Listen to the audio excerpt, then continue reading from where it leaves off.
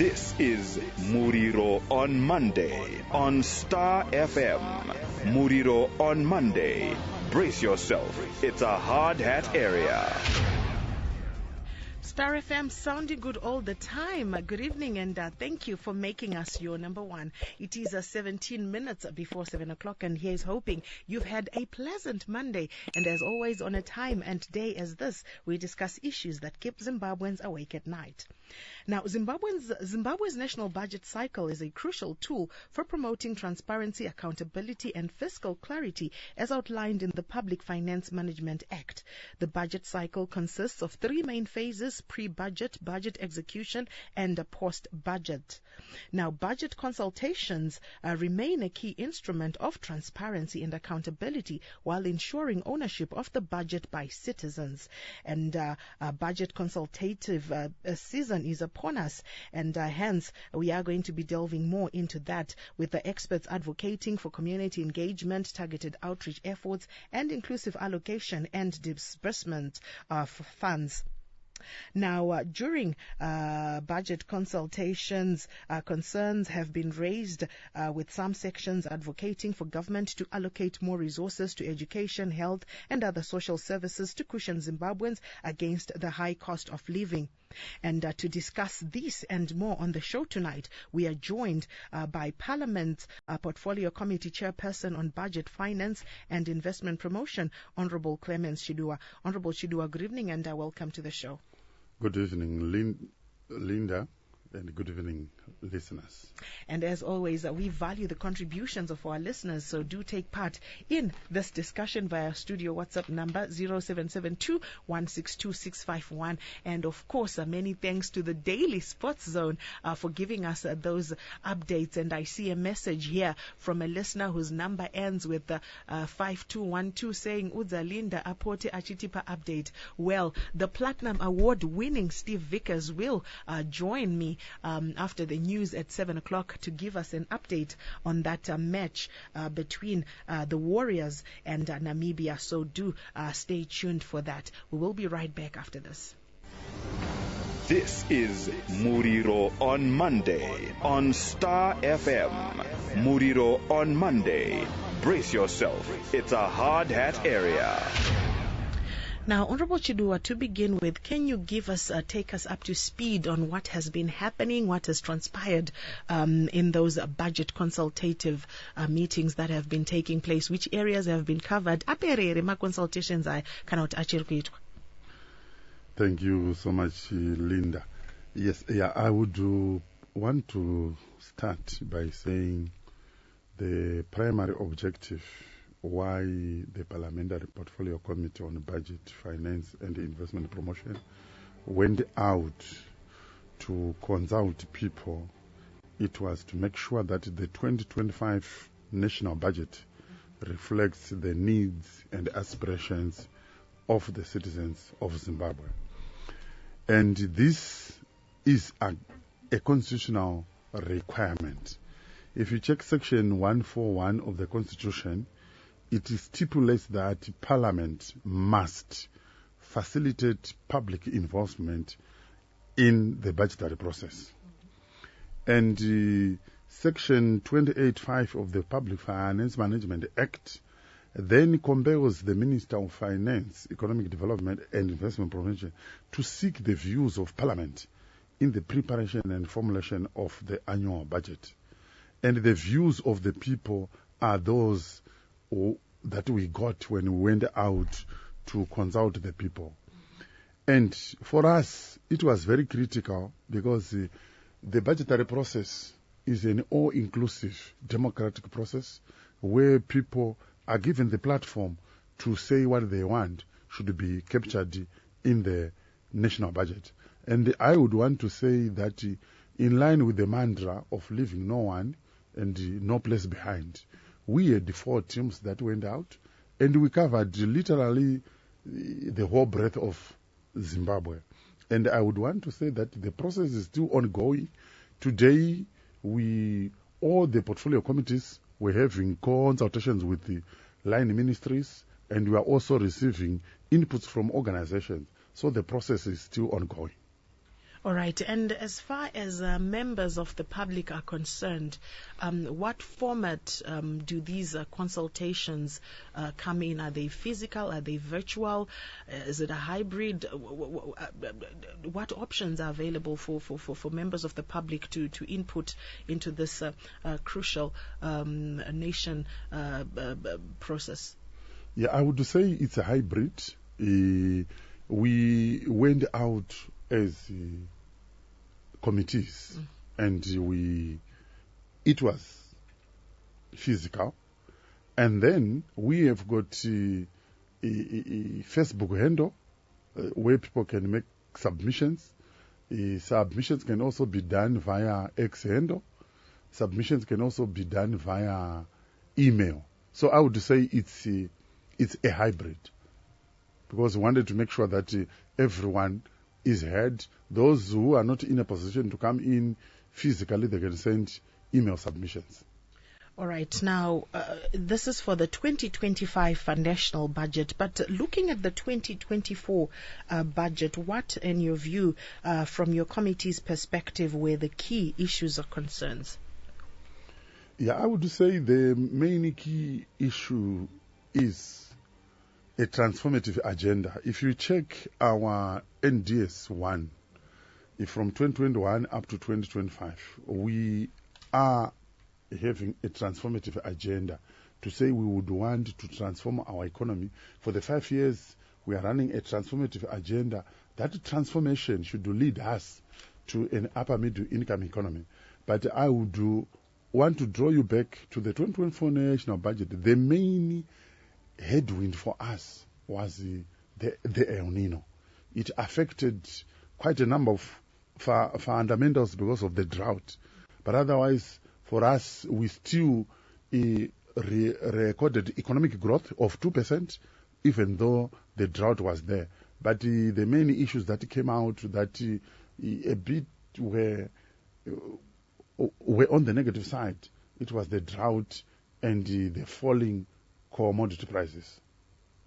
All right. And looking at the 2025 national budget consultations, what are some of the views that are coming through or that have come through from members of the public?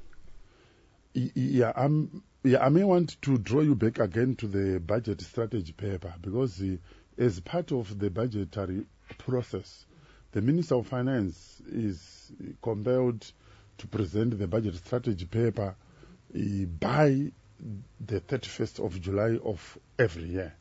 And from the budget strategy paper, a number of consultations were done to find the areas people are saying we need to focus on. And I would say the theme of the national budget is building resilience for sustainable economic transformation. And from there are quite a number of priority areas. But when we went out to get the views of the people, what came out, we are still in the process of consolidation, but I would want to spell out what came out on economic growth and macroeconomic stability, the issue of currency stability.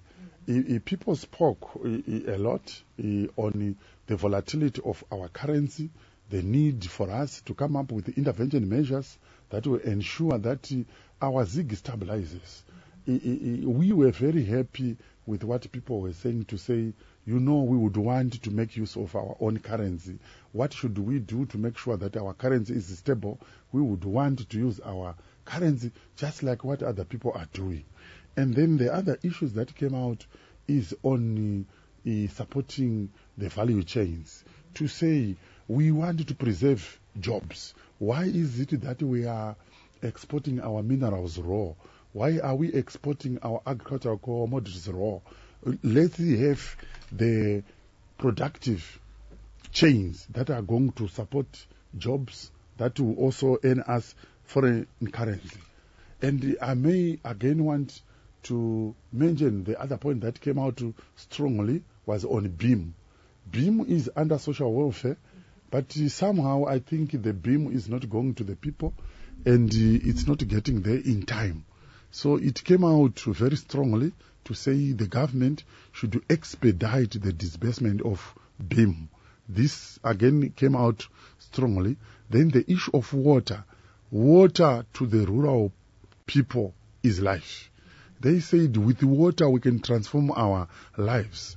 And the program of 35,000 bores is somehow not being implemented timely, because for them they are saying we would want the bores to be done as of yesterday. So these are some of the issues that came out. And then in the rural areas, the issue of energy, they are saying if you look at the schools, the rural school and the urban schools, if it is grade 7, they are writing the same examinations.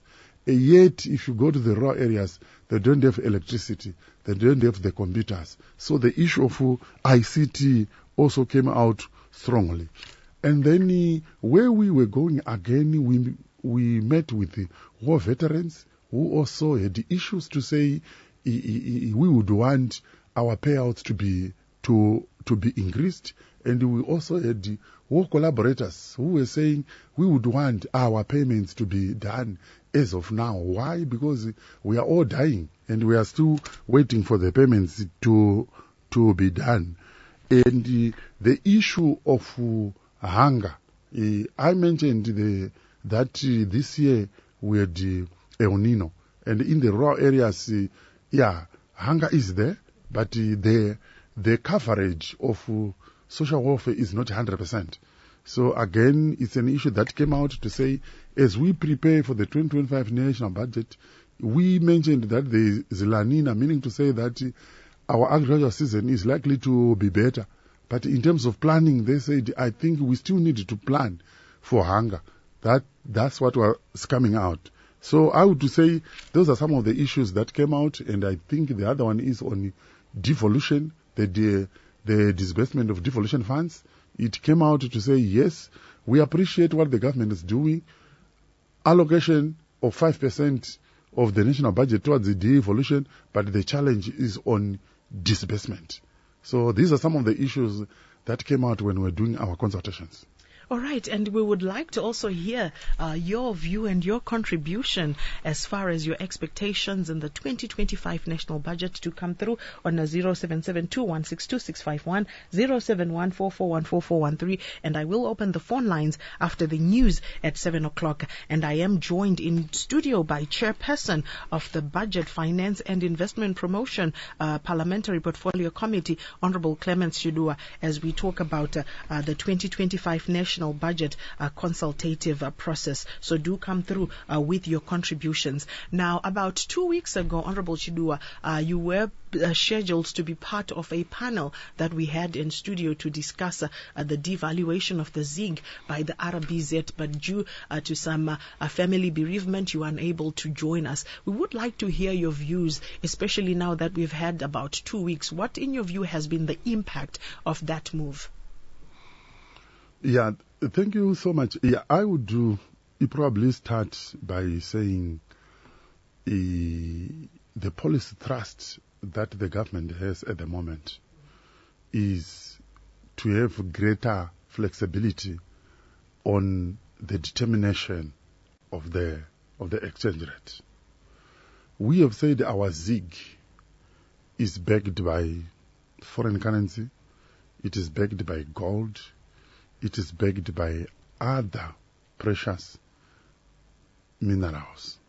But what the stakeholders should understand on this one is our currency is not fixed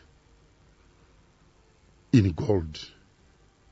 Our currency is backed by gold, which means in the event that the monetary authorities want to intervene, maybe to maintain the rate where it is, they will intervene depending on the fundamentals that are there and stabilize the rate.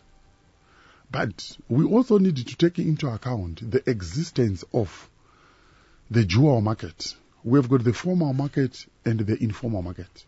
And there are dynamics that are in the informal market that are also pushing the rate. So in this case, I think the monetary authorities looked at both the markets, the informal and the formal market, and there was need to let loose, taking into account the development that were happening in both markets. So I think it was good for the governor to allow the rate to move in line with the fundamentals. But what is needed is for us to have a wholly market-determined rate. And the RBZ will intervene here and there. But what is critical is for the market forces to determine the rate. And this, it will then allow us to bridge the gap between the formal market and the informal market. It will bridge the gap between the parallel market rate and the formal rate. And once this is done, it will then deal with the problem of arbitrage. All right, and there's a question that has just come through on WhatsApp. I'll just ask before we go to the news at 7 o'clock. Hans, in which currency is the national budget being implemented? If in ZiG, can anyone... I hope I can be able to. In which currency is the national budget being implemented? If in ZiG, can anyone serious about a massive project in Zim planning the Zim currency? I don't know if you can decipher what the listener was trying to say. Yes, I think the listener is assuming that we will continue to have perpetual currency instability. We are having interventions that are happening now. The RBZ is intervening in the market. And for us, what we are aiming at is to ensure that there is currency stability. And once that stability is achieved, we will continue to use the ZiG. There is a push to say we should use the US dollar. But stability comes when we produce. Stability comes when we export. The use of the US dollar is going to bring artificial stability. Why? Because it is the stability which is coming from somewhere. Our own stability should come from our own production. It should come from exports.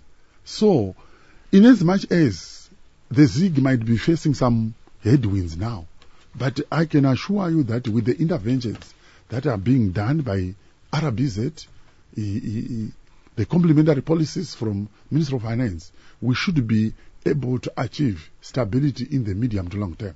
So the budgetary process, the budgeting is going to be done using our own currency, the ZiG. Now, Honorable Chidua, there have been concerns by some sections around the finance minister's failure to present a supplementary budget. As the chairperson of the Committee on Budget, Finance and Investment Promotion, what are your thoughts around this concern?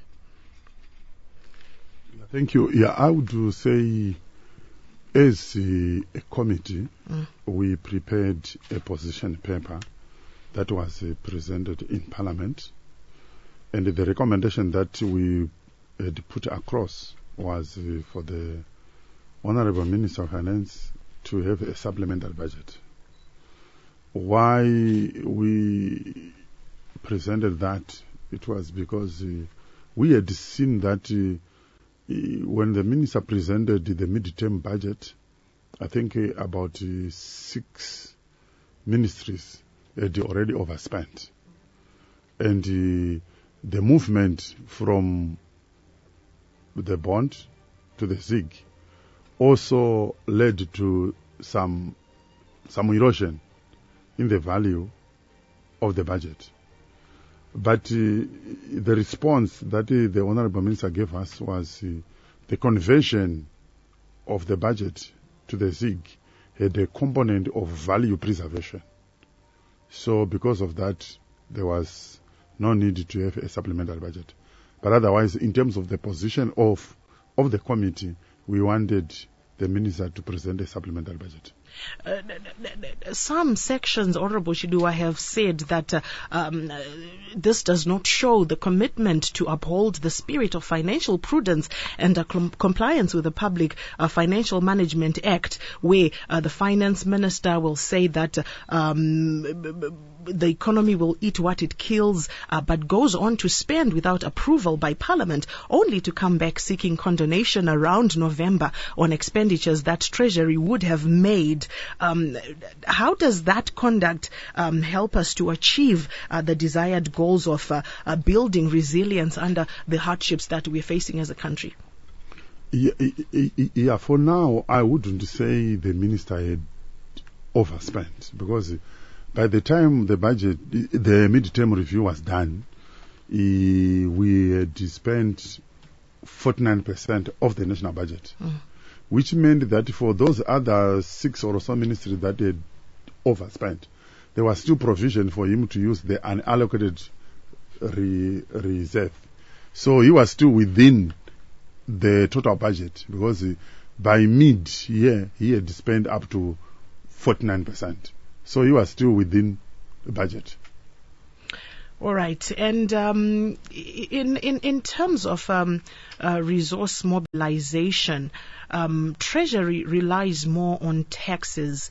Is it doing enough to mobilize resources, particularly from our mineral resources, rather than continuing to tax people, given that the economy is now heavily informal? What, in your view, should government do to ensure that the informal sector pays taxes? Earlier on, you spoke about the issue of the informal sector being part of these discussions as those consultations were taking place.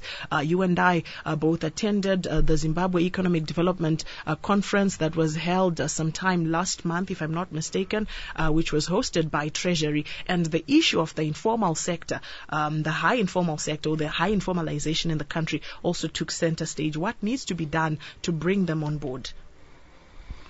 Yes, I totally agree with you, especially with regards to the informalization of the economy. And the economy continues to be informalized.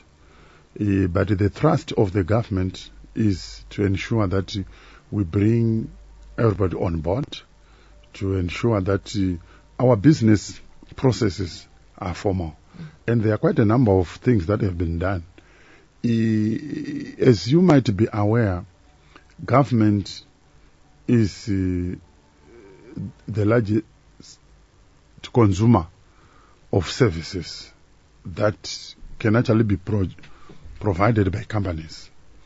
So one area that is being used by the government to ensure that companies formalize is to ensure that the tendering system requires all the full documentation that is needed, which means we need the company name, we need the tax number, we need the tax certificate and all that. So as long as a business wants to participate in government tenders, that business has to be formal. So it's another way of making sure that the businesses are formal. Then we have got the presumptive tax. The presumptive tax, I've heard businesses complaining, but the presumptive tax is not really meant to collect tax, but it's meant to be a punitive tax that will ensure that businesses register for tax. So it's just meant to say, if you don't want to pay 30%, just make yourself what? Formal. So it's another way of making sure that businesses, they formalize. Then we also have got a mechanism, a trigger mechanism, where for a business to access certain services, it should meet the minimum requirements for a formal business. So you would again need a tax certificate. You would need to be up to date with the ZIMRA. You would need a company number, CR14, and all those. All these are ways that are being put in place to ensure that businesses are formal. But in terms of how best we should collect the taxes, again, it's not easy, because already where we were expecting companies, businesses to be using mobile platforms.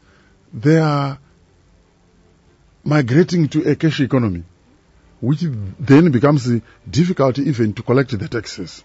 But in terms of the mining, we had a symposium where we were discussing domestic resource mobilization. And we are saying that as a country, we are rich in minerals. We have got at least 40 minerals that are being mined.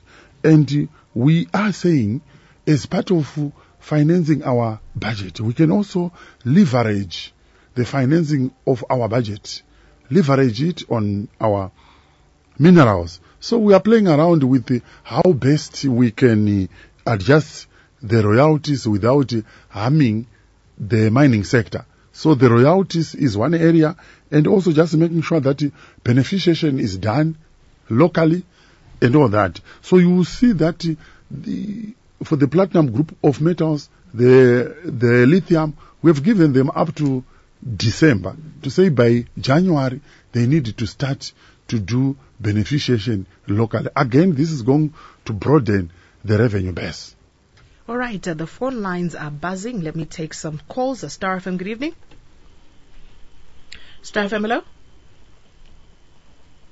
All right, so the numbers to phone in on are 0772162651, 0714414413, and I'm joined in studio by Chairperson of the Budget, Finance and Investment Promotion Parliamentary Portfolio Committee, Honorable Clemens Chidua, as we discuss the 2025 National Budget Consultative Process. Star FM, good evening. Taswera maswera mapinda mchirongwa mungade kuti mutaurisewo tikwanise kukunzwai. Alright. Makundinzwa here? Aiwa takukunzwai, taurai zvenyu. Ini ndina mubvunzo kuna Honorable Chidua. Pane pavati fixed and then backed. Vakazvitsanangura inishona kuti what does that mean? Because patinongomva kuti mari yaitwa devalued, the confidence mariyo inenge yatongopera. Saka ameno kuti zvinonyatsokureva chii patiri isusu people vari on the ground. Then imwe question yandangida kuti ndingonzwa kuna Honorable Chidua ndeyekuti ichi chavanoti informal ichi, who controls it? Uye chinogona kushandwa nacho zvokuti hatizochione here, because ichochi chinhu chinonzi informal chika ndo chinenge chinotouraya nyika yedu, because each time unozova kuti zviri kuitika muinformal, zviri kuitika muinformal. But who originates the informal? How is it controlled? Who determines the informal? Ndo pane mubvunzo yangu ipapo sekugara kwandakaita panapa. We wish you a speedy recovery. Tinotenda chaizvo necontribution yenyu, and ndichakumbira Honorable Chidua kuti vange vachita take note of the contributions as they come through. Tozovapa mukana wekuti vapindure. Timbotora macalls akati Star FM, good evening. Good evening. Hi, how are you? Good, thank you. You're through to the program. Go ahead with your contribution. Yeah, first and foremost, I think in terms of tax issues, the government has improved greatly. I've tried numerous times before to register VAT, register with the ZIMRA, and it had been very difficult. So now I'm sure the fact that it's now easier, it means more people will be in a position. It's not like people didn't want to pay tax, but the way of getting recognition by ZIMRA, it was very difficult. So there, I think it's a heads up to the authority. And then secondly, I think it is very true that our currency can only be strong if we produce to export. But you find out that in most cases, the criteria of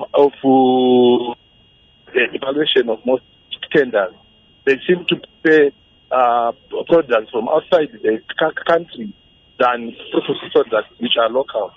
And that is very detrimental. Even if the choice at household level most people prefer to buy products from outside the country instead of products that are locally made. Right now in South Africa, they'll tell you that they are taking our jobs. Yet it's us who are importing and creating jobs there in South Africa, which could have been created locally if we were promoting local products. So I think, yes, there is need to say, if we are to say, no, we are going to continue to promote our local currency, then all our systems must be prepared to promote my local products.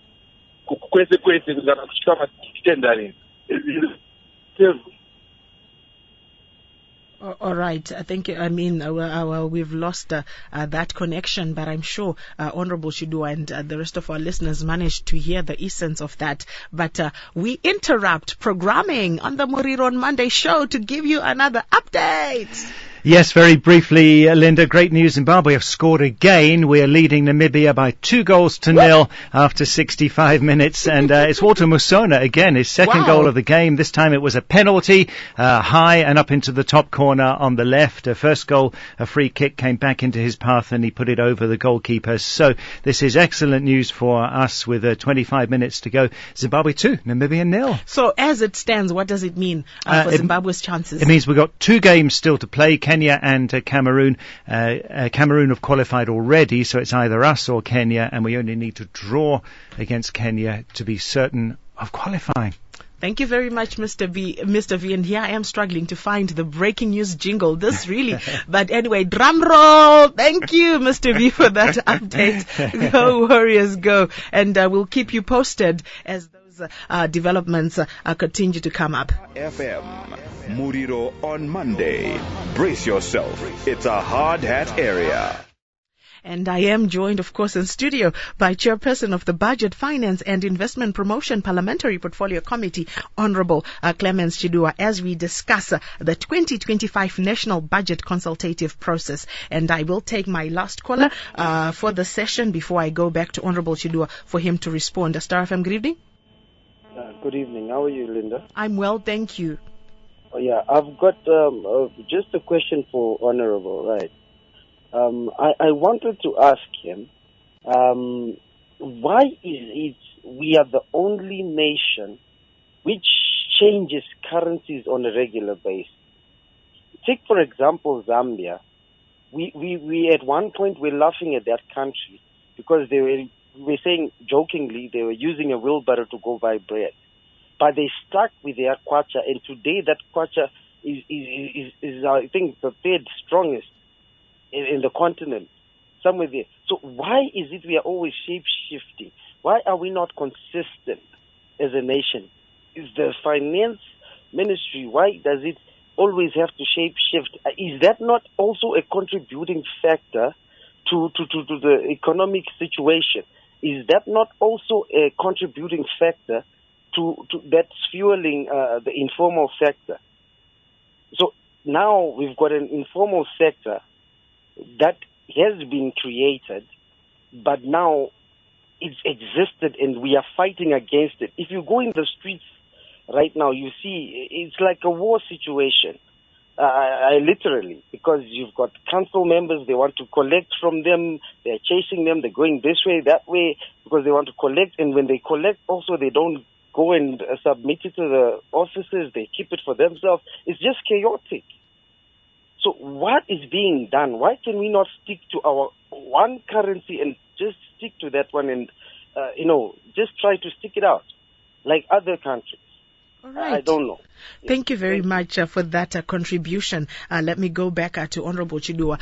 You've heard the questions, the last listener there asking as to why do we continue shifting goalposts as far as our currency is concerned, issues around the informal sector, as the other caller also made reference to who is running this informal sector that we can't seem to tame. I attended the Zimbabwean International Chamber of Commerce's annual conference in June in Victoria Falls, where a presentation was made, Honorable Chidua, by the National Competitiveness Commission, which highlighted that Zimbabwe's competitiveness is lowly ranked as a result of its high informal sector. What are the challenges as far as taming the informal sector as you respond to these 3 or 4 calls that have come through?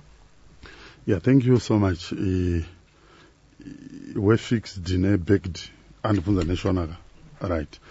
Yeah, ndataura kuti currency yedu haisi fixed in gold. It is backed in gold. Fixed in gold. Understanding yanga ine vanhu ndiyo kuti the value ye currency yedu inondotevererana ne movement inenge ichita gold. I've seen this. Value ye currency yedu inodetermine ku market. But we have got the gold, the foreign currency, the precious metals to back our gold to back our ZiG whenever the monetary authorities want to intervene in the market. Ndingapa example, istakakurira kumusha taiva nemadzikoma. Taiti tikandeta musikanzwa tiri kumombe. Waigona kuteta musikanzwa uchiziva kuti ndine mukoma wangu wekuti kana zvaipa anouya. So I knew kuti ndine backing. Currency yedu ikandoluza value. Tinenge tine a chest yatinayo which is going to back our ZiG. So we don't necessarily follow the price of gold. If you check the price of gold now, iri kukwira. The advantage that we are getting is when we sell our gold, we will get more US dollars to intervene in the market. So what we are basically saying here is we still have got the willing buyer, willing seller. We still have got a market determined rate where if the rate depreciates and the Reserve Bank wants to intervene, they will then make use of our gold, our precious metals, to intervene in the market. So it does not necessarily mean that our currency is supposed to be fixed and following the trend that is being followed by gold. So we still have got a market determined rate, and we would want that rate to continue to be more flexible. And then the other question was on who controls the informal market. I think it was the same caller. Yeah, informal market kuya kwa yakaita. I think the genesis of it was that time when we had ASAP. And it started off when a number of companies closed. And because of the closure of companies, then people started their small businesses. And as people were starting their small businesses, normally when you are starting, you feel like you are not ready to pay tax. You feel like you are not ready to pay social security. You feel like you are not ready to pay some of these benefits because you want to maximize on benefits. And because of that, it became a problem that continued like that. And it was then exacerbated in 2001 when we had the Zidera Act. Because of sanctions, you would see that a number of companies closed. And again, the reprieve that was there was for people to go and have their small businesses. And the normal thing was to maximize on whatever sales people were getting. And slowly, people started to live on these informal businesses where they would not pay tax, they would not register for social security, they would not register their companies, and all that. So this is the genesis of our informal sector. But to say who controls it, it's us who are controlling it because we are the ones who are running the informal businesses. And what we are then saying is the government is acknowledging the role of the informal sector, because every other person is finding something to do. But what we are then saying is, let's try to formalize so that all of us, we can contribute towards the growth and development of this country. We should have a culture of knowing that for the government to be able to provide a service, it needs revenue. And that revenue comes from the people. And that's the revenue that is collected by Zimra. And I'm happy that there is one listener who applauded the government to say the registration system has improved. There's a new system that is there that is called the TAMS. The TAMS system, where taxpayers, you go and register on your own, and even the submission of returns is done online. And this, again, is meant to improve the tax collection system and ensuring that taxpayers, they don't go through a long process of registration and paying for tax. And you also mentioned that it's very critical that when we do the tenders and the adjudication, why is it that it appears like government prefers outside products? The policy thrust is to ensure that we look inward first. There is need to look at local production. Tenders should look at what is coming from local industries. But in cases where it appears like there is a preference for outside products, I think this is where we come in as Parliament when we play our oversight role. But what is critical is for us to promote local value chains, because this is the only way we can broaden our tax base. This is the only way we can generate jobs. And then the third listener spoke about changing currency. The thrust that is there at the moment is that we should not change our currency. The focus is to say the ZiG that we have is going to remain. We are not looking at a strong currency. The issue is not about a strong currency. The issue is about a stable currency. You can go to countries like Japan. The rate is 1:100 something. But that rate has been there for the past 15 years. So what's critical for us is, let's allow the market forces to determine the rate.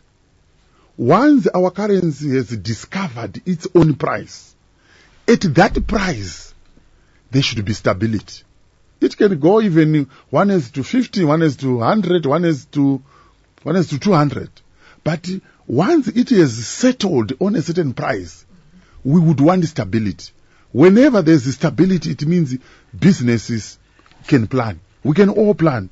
So the listener, what he said is what we are all yearning for, to say we need our own currency. We're not looking at changing currencies, but what we would want is a stable currency where all of us, we are happy to use our currency. And I'm sure the thrust that the government has now is to ensure that we do have that stable currency where we are not going to have any changes. Even if you look at the budget strategy paper, it is speaking of macroeconomic stability with a focus on currency reforms. And the reform area is where we are saying, let's ensure that there is flexibility in the determination of the rate. And we allow market players to determine the rate so that people can focus on production, not on arbitrage.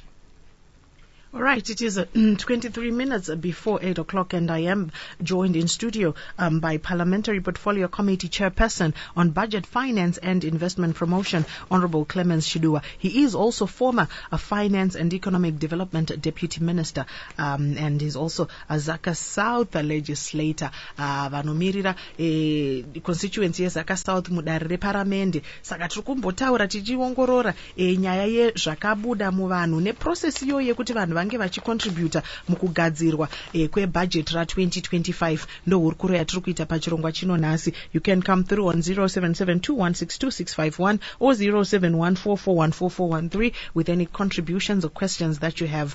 Now, Honorable Chidua, there are some sections have raised concern of government's financing mechanism of infrastructural development, where government finances capital projects using cash, which critics argue is inflationary and pushes money supply growth with critics proposing BOTs or bonds or other such long-term instruments. What are your thoughts around this as a chairperson of the Budget, Finance and Investment Promotion Committee? Yeah, thank you so much. Yeah, on infrastructure development, I think I would want to start by applauding the government for what the government has done on infrastructure, especially if you look at our roads, you look at our airports, you look at our dams, but the funding is coming from the budget.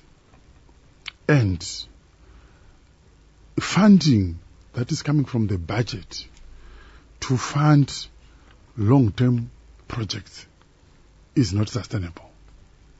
Why? Because for us, whenever we're dealing with the long-term projects, they need long-term financing. But our problem is unique.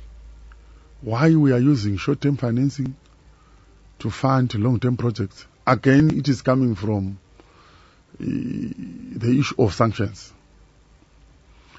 We used to get credit lines. We used to have budget support, balance of payments support. We used to have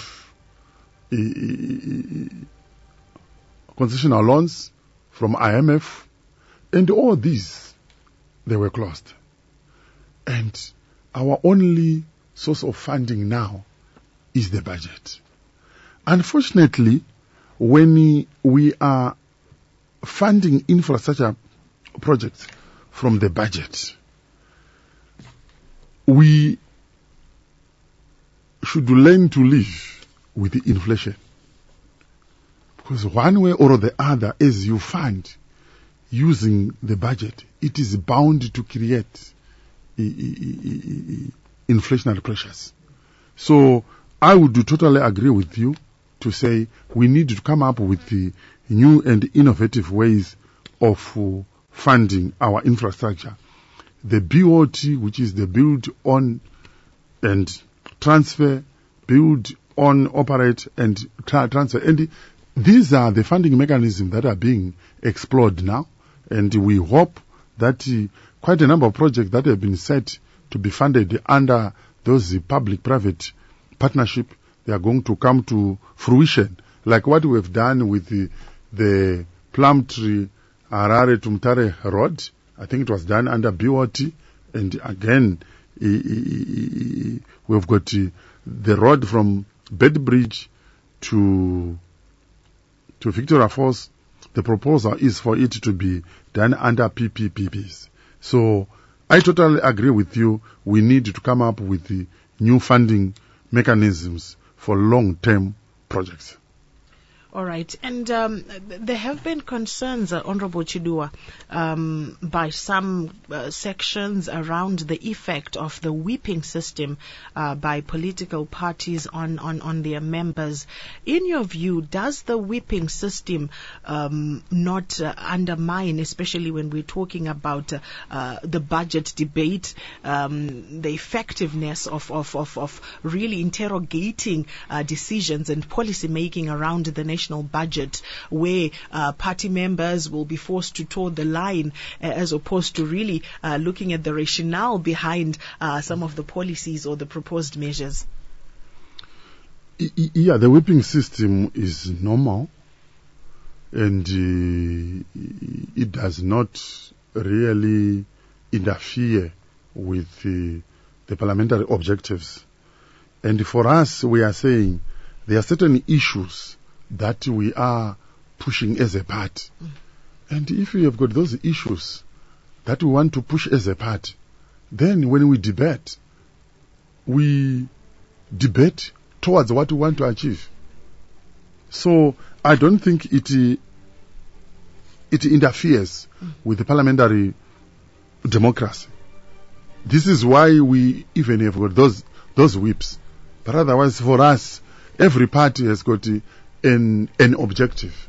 There are certain issues that we want to achieve. So the whipping system, to me, is okay, as long as it is promoting what we want our people to push. And there have been instances where legislators push for conditional approval of the budget. Like, for instance, they demand a certain amount on their constituency development fund, or demands a certain threshold on the budget vote for parliament. Those kind of demands, Honorable Chidua, in your view, do they not compromise the quality of the budget and the debate arising from it? Yeah, I'm not sure if I may be the right person to comment on that. But for me, what I would want to say is our parliament is very robust. The debates that are happening in parliament, the quality is very high. And there is convergence in terms of national issues and national interest. But having been there, I've not had a situation where there was conditional approval of a budget. But otherwise, when we are there, we push for national interests. Our role as parliament is legislative.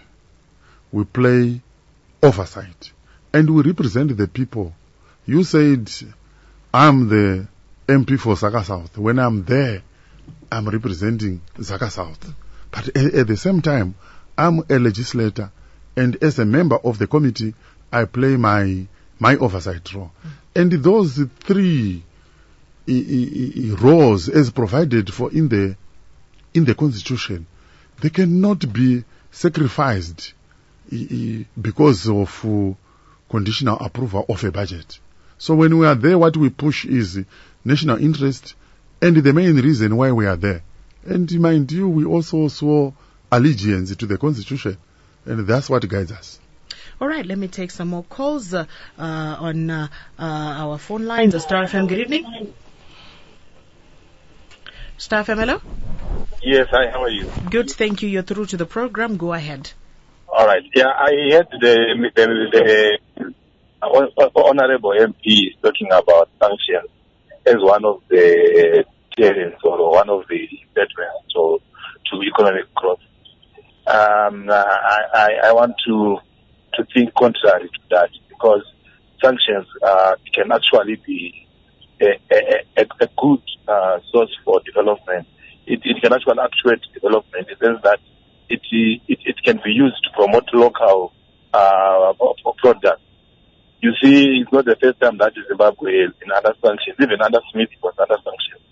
But Smith went on to participate in the iron industry and exporting iron. And actually, the fleet of aeroplanes which we had in 1980 were actually bought when Smith was under sanctions.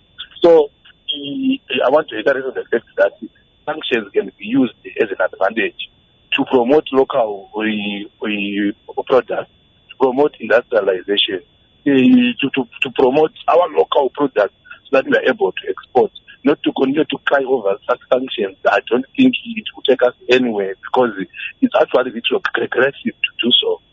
And having said that, I think the government is in track in most of the issues, but now we get surprised when they continue to talk about sanctions. Thank you. All right. Thank you very much for that contribution. 0772162651, 0714414413. And another listener here whose number ends with the 941 also saying that you are always hiding behind sanctions. So will we die poor because of sanctions? I would like you to respond to this question and that contribution. We are, of course, in October, and on the 25th of this month, we will be commemorating the anti-sanctions, the SADC Anti-Sanctions Day. But I would like you to respond to these contributions that have come through before I take some more calls. Honorable Chidua. Yeah, thank you so much. I think the listeners are correct to say we cannot continue to cry over sanctions. For me, what I did was to give a reference to sanctions. Sanctions are a reality, but as he rightly said, let's use that one as a springboard for us to develop our own country. And this is what we have done. And for us, if you look at what we have done from 2001 up to now, just look at the road network. We are doing it even when sanctions are there. We have got the monies that are coming on board. It's happening when sanctions are there. We have constructed new universities under sanctions. We have done Robert Mugabe International Airport when sanctions are there. Victoria Falls International Airport when sanctions are there. The construction of dams, Tokwe Mkosi, Chifu Dam, Machekeranwa, and all these dams when sanctions are there. This is the first time when Zimbabwe is wheat sufficient. For the first time, we are not importing wheat. If you check the past 2 years, we are wheat surplus when sanctions are there. So we are in agreement. We are not crying over sanctions. Sanctions are actually presenting us with an opportunity to say, let's introspect. How best can we move forward given what is there? But we will continue to give reference to it. Executive orders were there, removed, but Zidera is still there. We will continue to refer to it. There is the Mangeski sanctions list. It is there. There are some 3 companies that are there, and our top leadership that are there. We will continue to refer to it. They create a perception that we are a country that is on fire, and we will continue to talk about it. But sanctions to us, they are a springboard for us to make sure that looking at ourselves, looking at what we have, we can have an all-inclusive, transformative agenda that can move Zimbabwe to Vision 2030. All right. Thank you very much for that, Honorable Chidua.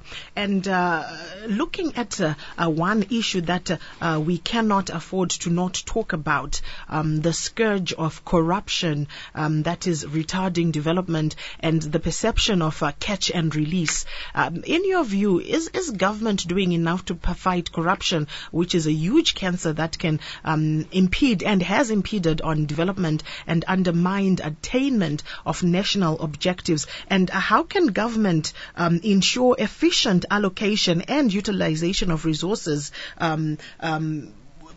removing or preventing corruption in that matrix? Yeah, thank you so much. I think there is a commitment on the part of the government to ensure that we root out corruption.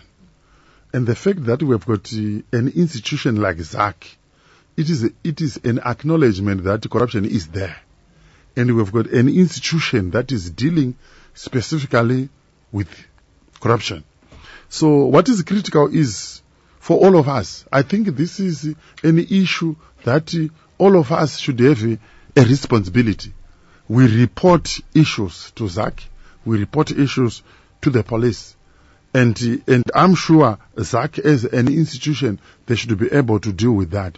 But I want to assure the listeners that the fact that we have got ZAC it is an acknowledgement that the government knows that there is corruption, and we need a dedicated institution that can deal with the corruption cases. Then on the issue of the efficient allocation of resources, the portfolio committee that we have got many portfolio committees that mirror the ministries in parliament. On a monthly basis, we get monthly reports. We also get quarterly report. These quarterly reports, they clearly lay out how resources are being used by ministries. We also have got the Auditor General. The Auditor General's reports, they are also fed into the committees, where we then look at how resources are being utilized. So all this is meant to make sure that there is efficient use of the resources that are allocated when the budget is presented. All right, let me take my last batch of callers. Star FM, good evening. Yes, good evening. Yes, you're through to the program. Thank you very much. The other thing is the drugs. The government is not doing enough to support the distribution of drugs. There is a lot of access of drugs to our youth, which have destroyed a generation, which means a generation becomes useless because the why and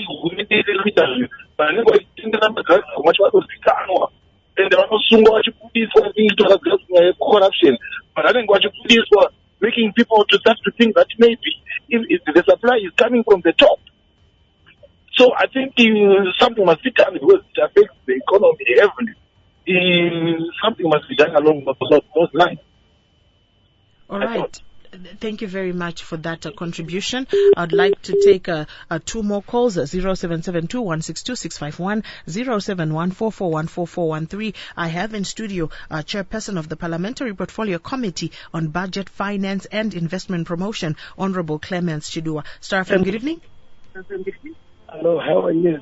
I'm well, thank you. You can go ahead with your views. Handina zvakawanda zvekutaura zvangu asi kungoti varume ava ngavadiscuse zvine musoro. How can we have problems of water at Harare Hospital?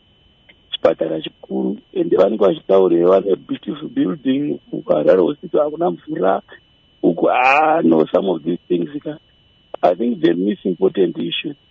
Thank you. All right, thank you very much. Honorable Chidua is taking note. 0772162651, 0714414413. Tasvika kwa mvura yacheka makumbo takuda kuti tipete chirongwa chedu. Ndoda kutora muteereri mumwe chete kana vaviri ndodzoka kuna Honorable Chidua. Asi mungade kupindura zvabva kune vateereri vavo. Regai nditore uno muteereri. Hello. Hello, Masquera. Taswera maswerawo mapinda muchirongwa. Ndandichifara chaizvo ndichinzwa Honorable vachitaura. Ndandichikumbira wakamuderedze volume yewairesi yenyu tikwanise kukunzwai.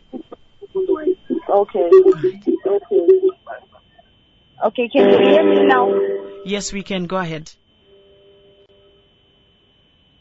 Okay, ndanga ndichiti zvoni ndanzwa Honorable vachitaura kuti what matters is the stability of the currency. But I think the problem that we are in currently is actually caused by the instability of that currency that we have. Like who put confidence in the money ekuti nasi reti riri pa 13 then yongomuka yotonzi ya 24. It's making people not have confidence in our currency, and it's because of that instability. So then it points to why people are expecting it to be stable based on the gold, foreign currency. We expect it to be a little bit stable, but we are not seeing that. Why is that so? The volatility cannot be equated to what is being claimed, and that's where the challenge is. All right, thank you very much for that contribution. That was my last caller. Honorable Chidua, I would like you to respond to those contributions that have come through as we conclude the show. Yeah, tinotenda zvikuru. Yeah, pane vataura nyaya yema-drugs and substance abuse. Ichokwadi kuti this is now national cancer. We are seeing my youth edu variku abuse my drugs. And this in government is now an emergency program where it is now a national program. We have done programs in government, at parliament, just to make sure that we deal with this menace. Pa budget, patati chitenderera apa. My youth, vana baba, vana mai, vataura ninyaya drugs and substance abuse. To say, what should we do as a nation kuti tigadzirize dambudziko iri? Chimwe chiri kukonzera izvi inyaya yekuti vana varushaya zvokuita.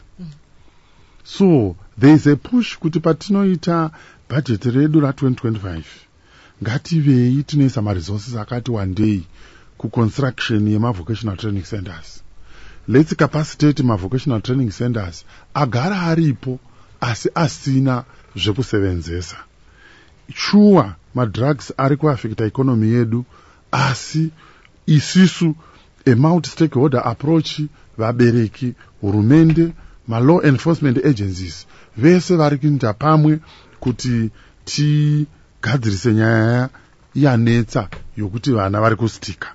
Saka ndine sure kuti budget redu richataura nezve kugadzirisa nyaya drugs and substance abuse. Then the issue of water crisis at our health institutions. Again, vataura kuti hatingaiti chipatara chakakura chakadai choshaya mvura. It's an issue that came out very strong from a budget consultations edu. Kuti let's capacitate my hospitals edu. Let's capacitate my health institutions edu. Kuti ave nemvura. And I'm sure the budget is going to speak to what people are saying. At the end of the day, the budget that is supposed to be presented by the Minister of Finance is supposed to be a citizen's budget.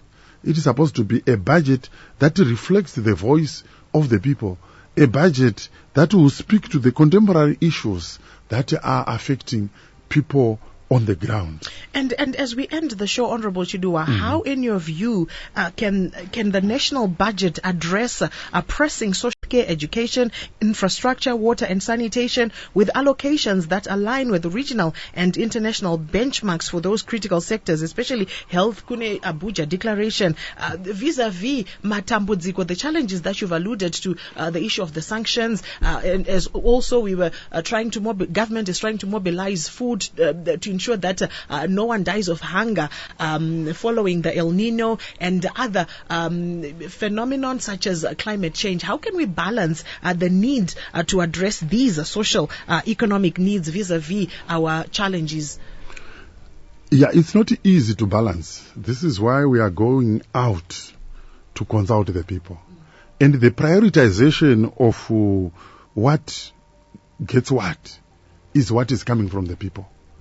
Obviously, for us as a country, because we are running a program-based budgeting where we fund programs as presented in the budget, we have got a shrinking revenue base because of the informalization that we spoke about. What is needed is to find ways to broaden the revenue base. I understand what you have said, the Abuja Declaration and all that.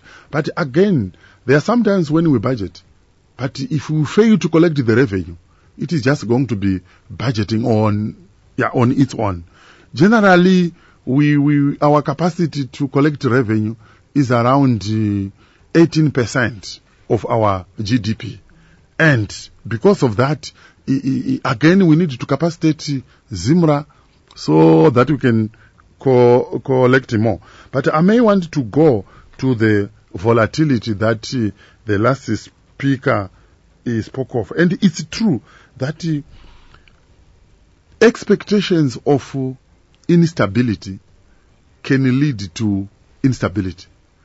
Volatility expectations leads to volatility. And this, as she rightly says, it is because of the issues of confidence. And this is what we are building on, to say, as Parliament, as we play our oversight role, we go to the executive to say, let's come up with measures that engender confidence. And what is destroying our currency is an issue of confidence, right? It's not like we don't have the foreign currency. The foreign currency is there. It is there in the market. We are sitting on $2 billion in nostro balances. And it's an allocation problem. But let's deal with the confidence issues. We focus on production. We focus on stability. It's not about the strength of a currency. What is critical is we need to make sure that we've got a stable currency.